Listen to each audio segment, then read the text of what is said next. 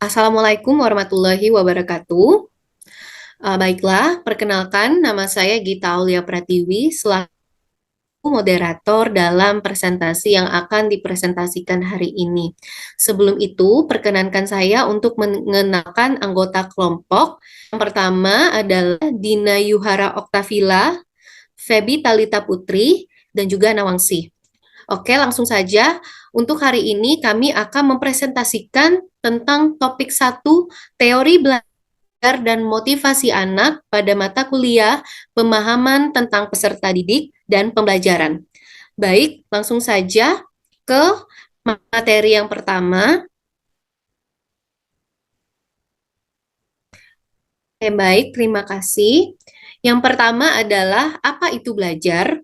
Belajar adalah suatu upaya untuk memperoleh ilmu atau kepandaian yang belum dipunyai sebelumnya melalui studi pengajaran, instruksi, ataupun pengalaman.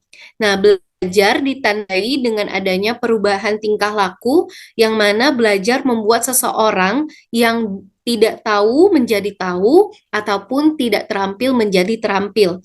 Lalu kita tidak akan tahu hasil belajar apabila seorang guru tidak mengamati tingkah laku dari hasil belajar peserta didik dalam pembelajaran. Baik, selanjutnya. Nah, di dalam belajar ada pun 3 teori belajar. Yang pertama adalah teori behaviorisme.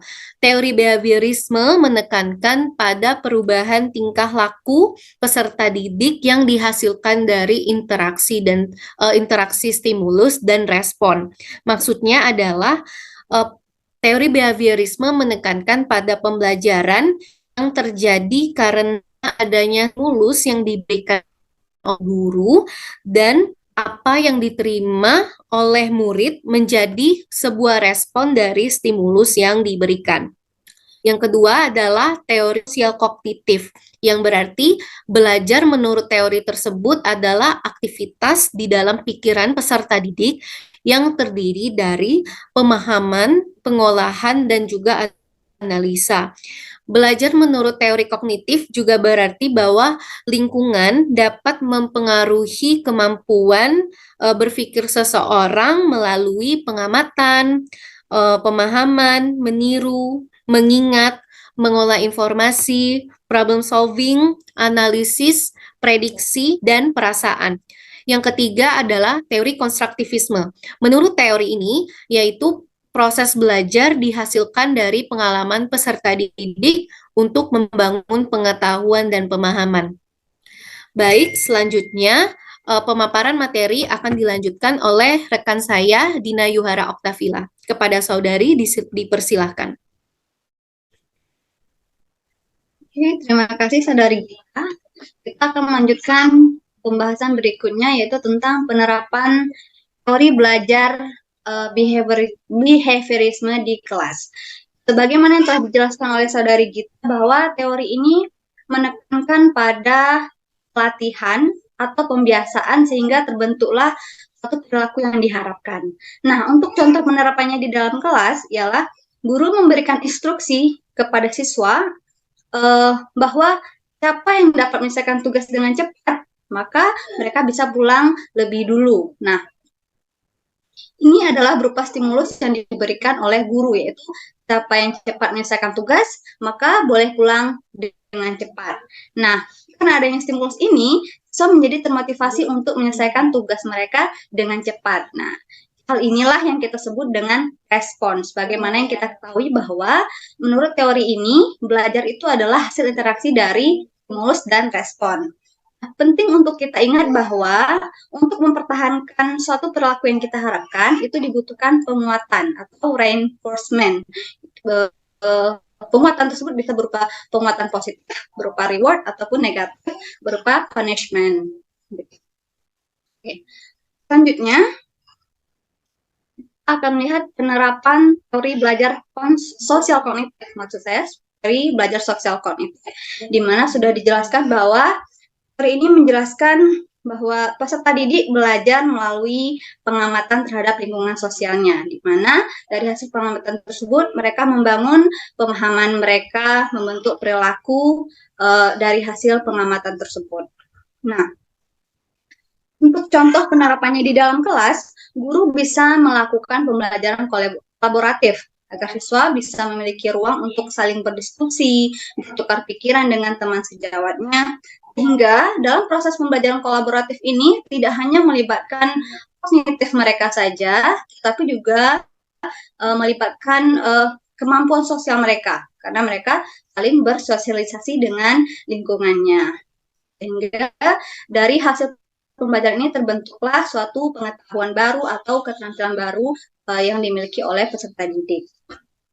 Kemudian untuk penerapan teori belajar konstruktivisme, ya, sebagaimana kita ketahui bahwa menurut teori ini mengatakan bahwa manusia itu mampu membangun sendiri pengetahuannya berdasarkan pengalaman dan pengetahuan yang sudah mereka miliki sebelumnya.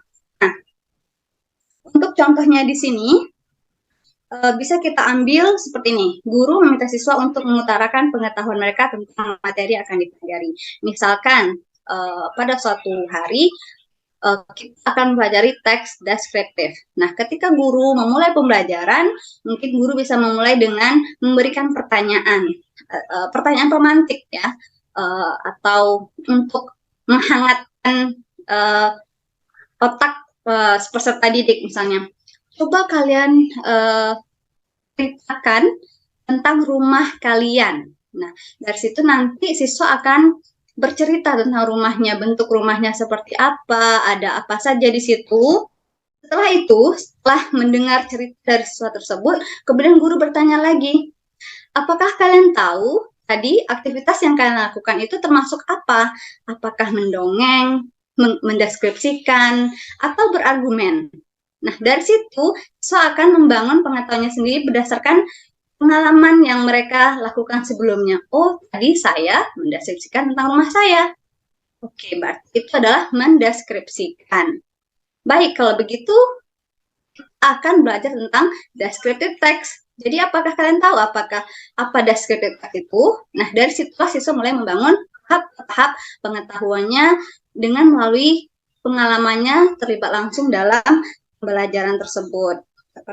Boleh dilanjutkan oleh Saudari Febi, ya. Febi, kami persilahkan. Baik, terima kasih kepada Saudari Dina. Baik, untuk selanjutnya adalah model-model pembelajaran berdasarkan prinsip teori konstruktivisme. Model-model pembelajaran berdasarkan prinsip teori konstruktivisme yaitu project-based learning, di mana siswa memperoleh pengetahuan melalui eksplorasi dan project. Selanjutnya, problem-based learning, di mana siswa mempelajari pengetahuan berdasarkan permasalahan. Dan yang ketiga, discovery learning, di mana siswa melakukan penemuan berdasarkan pengalaman sendiri. Jadi, model pembelajaran di atas atau model pembelajaran project-based learning, problem-based learning, dan discovery learning dianggap bisa mendemonstrasikan teori konstruktivisme karena mengedepankan aktivitas siswa dalam setiap interaksi untuk dapat melakukan eksplorasi dan menemukan pengetahuannya sendiri. Baik, selanjutnya diberikan beberapa kasus mengenai siswa di mana setiap kelompok akan diminta untuk membuat rencana untuk meningkatkan motivasi para siswa. Kasus yang pertama yaitu Tania, berusia 7 tahun, memiliki kemampuan rendah dan keinginan rendah untuk sukses. Jadi, rencana untuk meningkatkan motivasi Tania yang memiliki kemampuan dan keinginan untuk sukses yang rendah adalah dengan guru memberikan motivasi berdasarkan perspektif kognitif, sekaligus membentuk pembelajaran yang menyenangkan dengan membuat media pembelajaran yang mudah dipahami sesuai dengan tingkat perkembangan, umur, dan kelasnya. Selain itu, guru juga dapat memberikan penguatan dalam bentuk afirmasi yang dapat mempertahankan dan meningkatkan motivasi belajar Tania.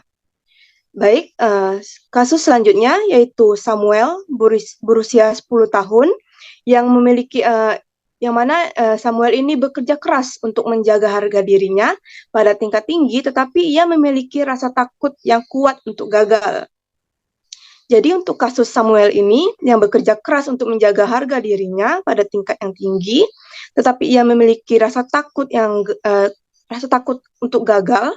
Sebagai guru, rencana untuk meningkatkan motivasi Samuel ialah dengan memberikan motivasi dalam bentuk perspektif perilaku, yang mana guru memberikan penguatan positif terhadap segala pencapaian siswa di dalam kelasnya, sehingga dengan hal ini Samuel itu bisa melihat bahwa kegagalan itu bukanlah hal yang mutlak. Kegagalan itu bukanlah hal yang menakutkan, melainkan kegagalan ini adalah proses untuk melakukan evaluasi dan meningkatkan kualitas diri. Baik, untuk selanjutnya kepada Saudari Nawang dipersilakan. Terima kasih kepada Saudari Feby. Saya akan melanjutkan studi kasus mengenai kasus seorang anak berusia 13 tahun yang bernama Sandra, di mana ia memiliki kepribadian tenang di kelas namun sering meremehkan teman sekelasnya. Maka dari itu, hal yang kami tawarkan untuk meningkatkan motivasi siswa ialah guru dapat membangun motivasi Sandra melalui perspektif sosial, yaitu meningkatkan kemampuan diri dalam bersosialisasi dan juga membangun pribadi yang baik dan hangat dengan orang lain. Contohnya, guru dapat memberikan pelajaran kolaboratif di dalam kelas sehingga Sandra dapat memulihkan relasinya kepada teman sejawatnya. Lalu kasus yang selanjutnya ialah kasus Robert yang berusia 16 tahun, di mana dia memiliki sedikit minat berada di sekolah dan saat ini tinggal bersama dengan bibinya, di mana orang tuanya sudah tidak dapat dihubungi. Dalam kasus Robert ini, yang memiliki minat sedikit di dalam keadaan dia tinggal bersama bibinya, sebagai seorang guru, kami menawarkan agar memberikan motivasi dari perspektif humanistik, yaitu dengan memenuhi kebutuhan sosial dan juga rasa aman Robert di sekolah. Seperti contohnya, guru dapat memberikan penguatan dengan memfasilitasi ruang bagi Robert untuk berbagi cerita mengenai permasalahannya yang sedang dia alami, yang hal tersebut menyebabkan minat belajar di sekolahnya menurun.